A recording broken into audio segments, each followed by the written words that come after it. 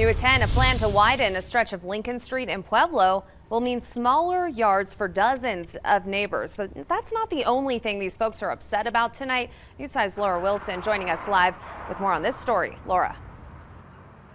And CDOT plans on taking about 6 feet off of yards on both sides of this stretch of Lincoln Street to make room for a two-way center turn lane. So for these homeowners, for example, that means all of these trees you see in this yard are eventually going to be demolished. But when we talked to neighbors today, they said their bigger concern came from what could happen out here on the road.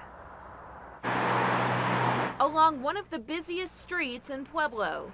You see like that right there. Harold McCarver says speeding has become a serious problem. You can't tell me he wasn't speeding. He even tried to get cars to slow down by making his own radar gun decoy.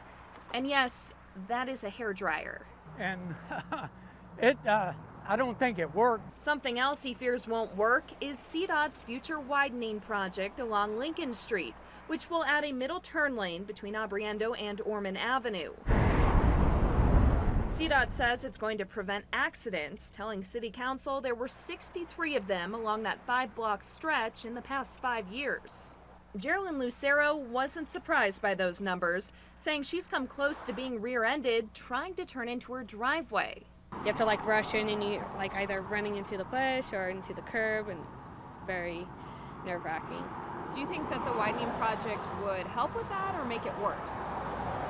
I think it will help a lot. But McCarvey says that won't fix the speeding issue outside his house. He believes it will actually make it more dangerous. You know, if they put a turning lane in, it will make the cars in the other 2 lanes go through here faster. Which he says is a big concern, considering Carlisle Elementary is right down the road. It's supposed to be 35, but most of them are 45 to 55 miles an hour. And this is in front of a school zone. CDOT does intend to move forward with the project, taking bids in 2018, and construction is slated for 2019.